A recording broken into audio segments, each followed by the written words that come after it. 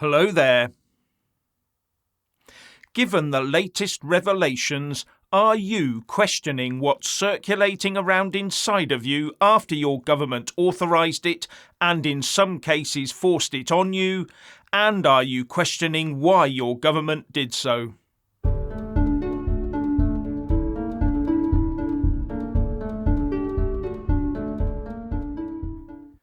Slowly but surely the story is being dragged kicking and screaming from the bowels of government and Big Pharma. But the damage has already been done and it continues. And the scale of that damage is only just beginning to be realised. But still governments fight and fight to keep the whole nasty episode under wraps. And their useful idiot partners in the mass media give as much assistance as they can to that misleading and dangerous narrative. While those who talked relentlessly about science run off with their ill-gotten gains. But now that producer of wonderfully illuminating videos, Dr. John Campbell, is able to show us evidence resulting from a Freedom of Information request to the Australian government that highlights just how much data was available to them before the rollout, data that directly conflicted with what government and Big Pharma was claiming at the time about the medical intervention. But data that also indicated why they probably should not have gone ahead with their national programme. And worse, data that showed they apparently stopped early in tests when the wrong sort of data was emerging. It was their job to follow through to the end and get to the truth. It seems they did not. And it seems obvious to me, therefore, that governments across the globe that used this stuff also knew all of this. So why did they all act in lockstep and press ahead? Press ahead with a clear determination to get it into every single person on the planet, and in as many doses as they could remember. Now it's emerged that the UK government set up a 4-person team to organise the handing out of the one-off payment of up to 120,000 quid to those that could prove they were harmed by this stuff. So with 4 people, you must assume that UK authorities expected the level of claims to be very low, given the wide scale of the rollout and the subsequent but now dropped plans for its continual use on all age groups. But now we hear that this team has had to be increased to 80 people with modernised procedures to deal with the number of claims coming in. Modernised? What were they using before? Papyrus, quills and sound-powered telephones? And increasing the number of people from 4 to 80 is a 20-fold increase in personnel. 20-fold. Does that indicate at least a 20-fold increase on expected claims? If so, an immediate and far-reaching inquiry must be necessary. But not a peep from anyone. Where are the outcries from Keir Starmer's opposition benches? Where are the journalists? But there has been one very interesting development.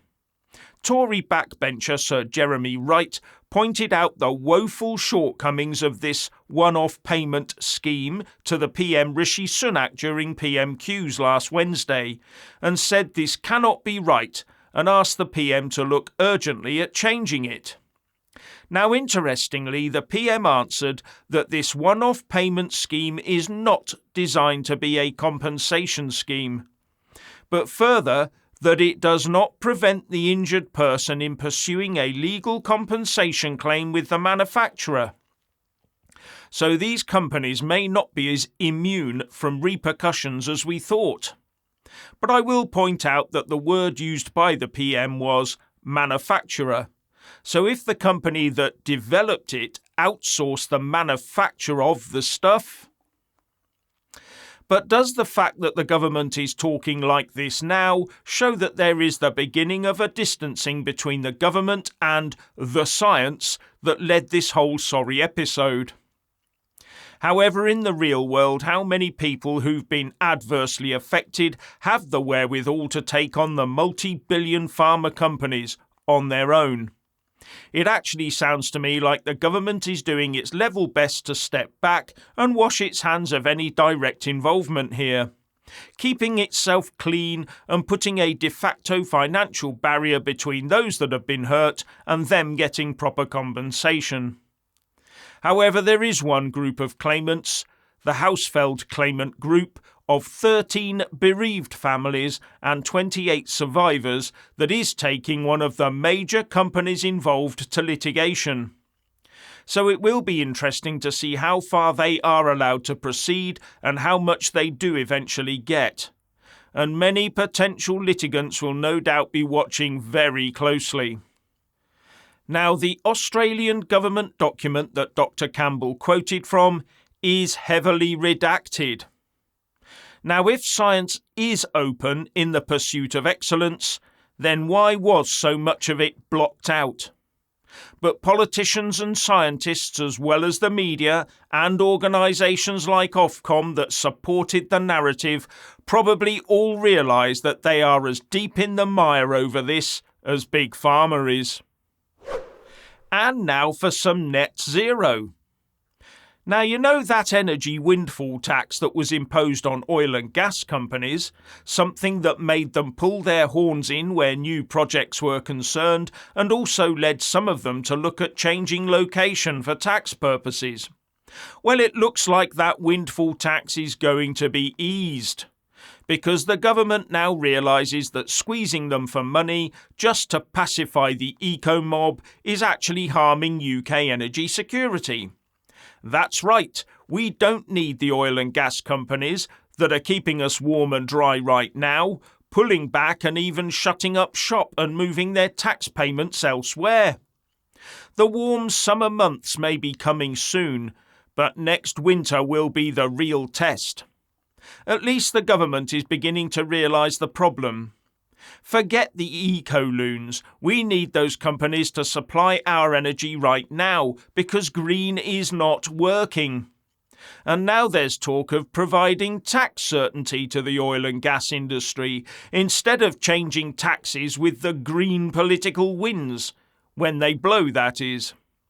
But the eco-lobby will not be happy with this, as the government's plan goes further.